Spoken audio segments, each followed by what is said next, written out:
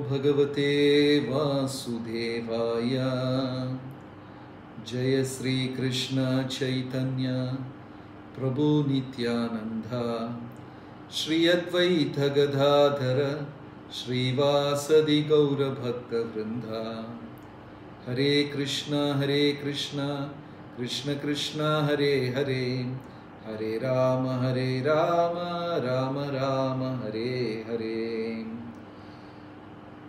எல்லா கூச்சிங் பக்தர்களுக்கும் பணிவான வணக்கம். Hare Krishna to all the devotees of Kuching. So today we are going to discuss Bhagavad Gita chapter 10 and shloka number 20. Bhagavad Gita வந்து 10வது அத்தியாயம் 20வது ஸ்லோகத்தை பத்தி நம்ம இப்ப பேச போறோம்.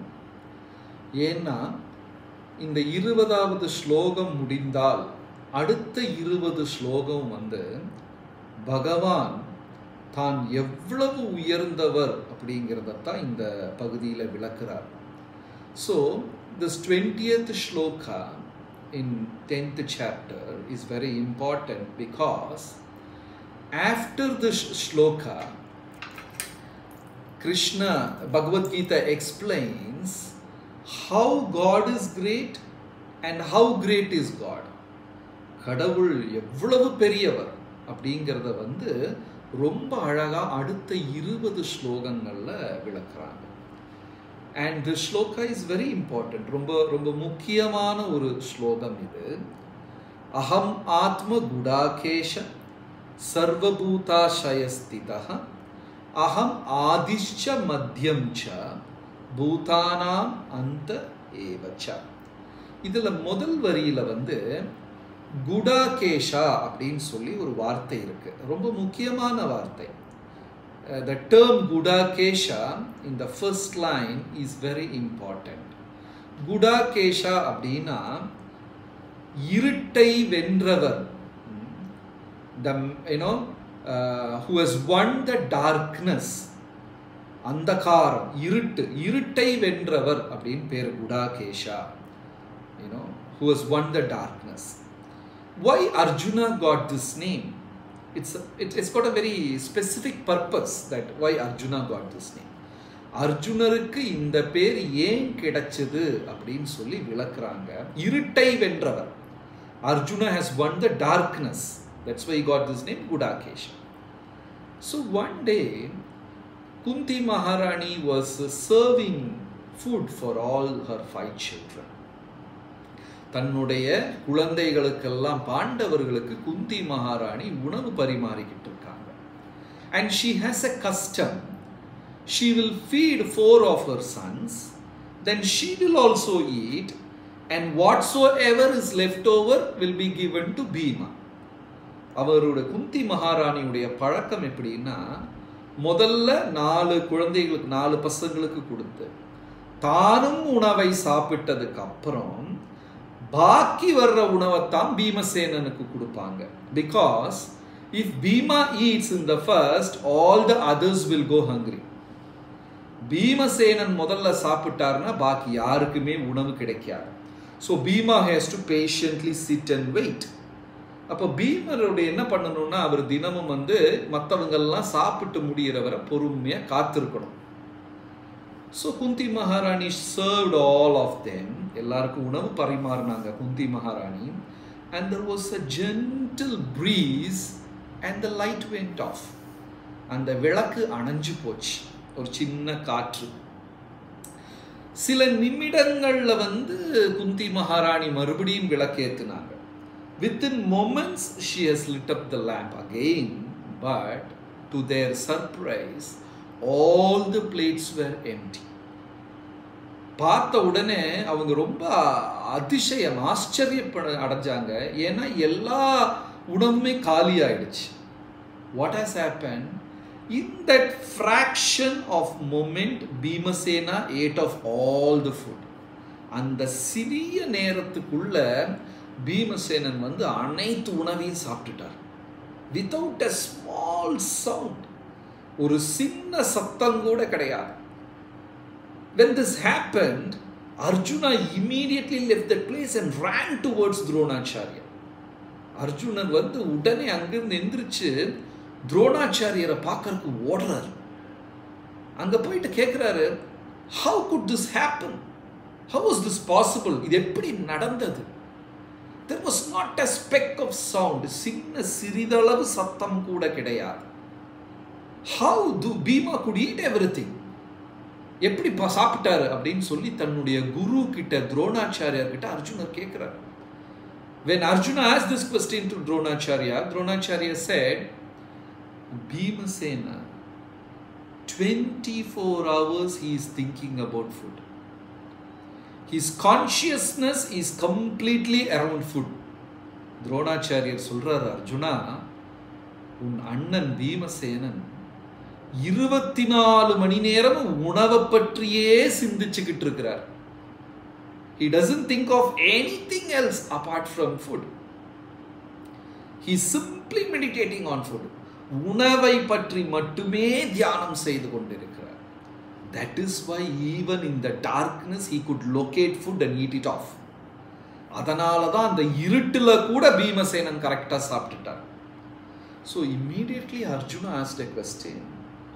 In that case, if I also meditate upon weapons 24 hours a day, can I fight in the dark?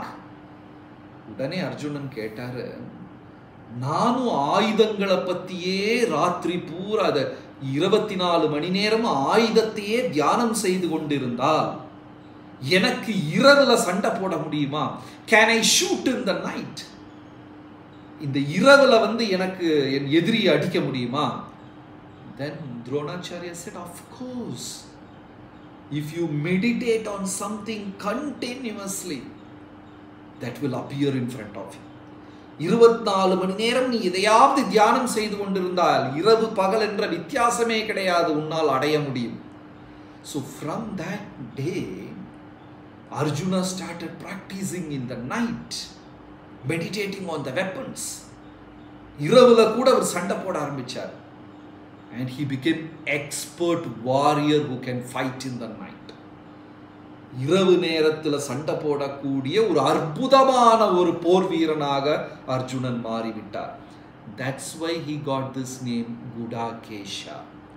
அதனாலதான் அர்ஜுனருக்கு இந்த பேர் கிடைச்சது, குடாகேஷா.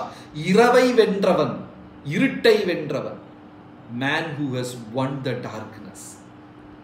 Right? So Krishna is using that word here. அந்த பேரை கிருஷ்ணர் இங்க உபயோகம் செய்கிறார். He says, Aham Atma Gudakesha. He is calling Arjuna by Gudakesha. Gudakeshaங்கிற பேரை உபயோகம் பண்ணி அர்ஜுனரை கூப்பிடுறார். ஏன் அப்படின்னா, ஒன்னு இருட்டை வென்றவன், ரெண்டாவது இனியொரு அர்த்தம் என்னன்னா ஆன்மீகமாக இருட்டை வென்றவர்.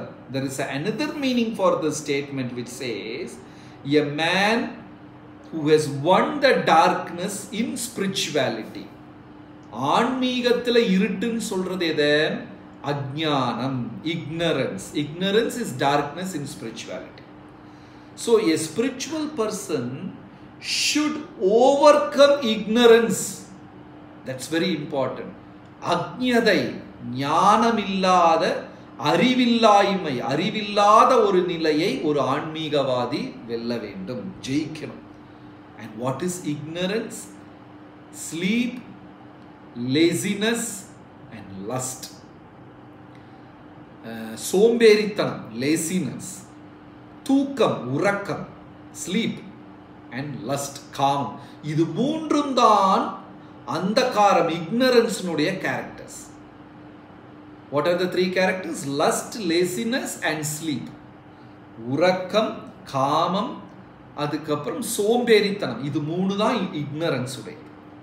அப்போ ஒரு உண்மையான ஆன்மீகவாதி மெதுவாக இந்த மூன்றையும் கடக்க வேண்டும். So who is a real spiritualist? Who will sleep in between 6 to 7 hours. ஒரு நாளைக்கு 6 மணி நேரத்திலிருந்து 7 மணி நேரம் உறங்கக்கூடியவன் கரெக்டான ஆன்மீகவாதி.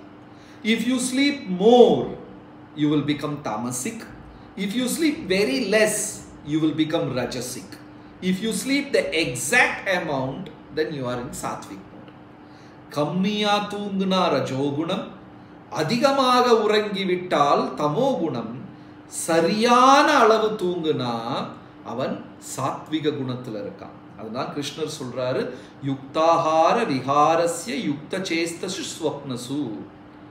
சரியான உணவு, சரியான உறக்கம், இது ஒரு ஆன்மீகவாதிக்கு ரொம்ப முக்கியம். அதிகமாகவும் சாப்பிடக்கூடாது, குறைவாகவும் சாப்பிடக்கூடாது, சரியா சாப்பிடணும்.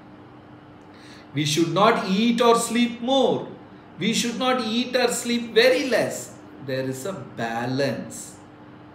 You know, not too tight, not too loose, just right. அதிகமாகவும் இருக்கக்கூடாது, ரொம்ப குறைவாகவும் இருக்கக்கூடாது. யுக்தாஹார, balanced. So, a spiritual person should be very balanced. So that is why this word Gudakesha is used.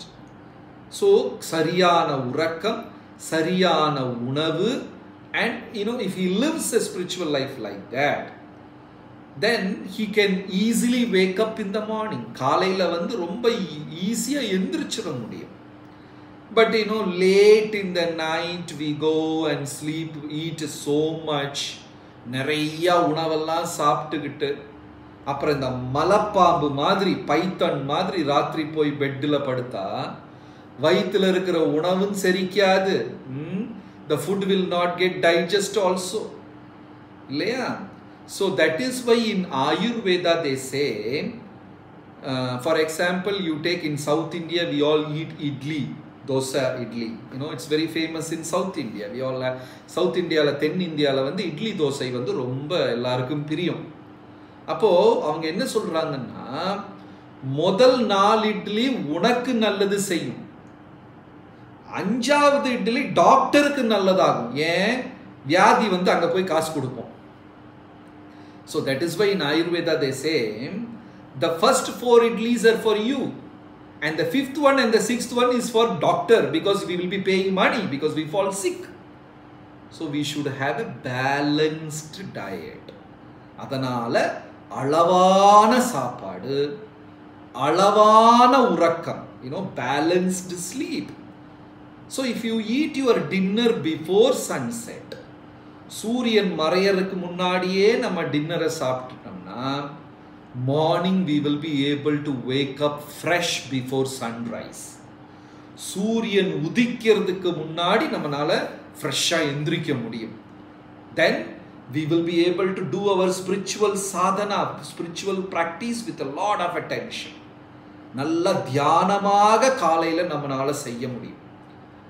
Then in our life, darkness will be less and brilliance, light will be more.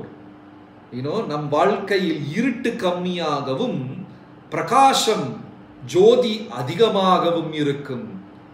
That's why Prabhupada said, when once he was in London, Prabhupada said, this place is very tamasic. It was a winter season.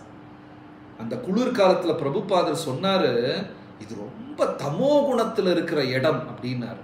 ஏன்னா இந்த ஐரோப்பா நாடுகள்ல குளிர்காலத்துல சூரியன் வந்து காலையில 10-11 மணிக்கு தான் உதிக்குமா, சாயங்காலம் 3 மணிக்கு சன்செட் ஆயிடும்.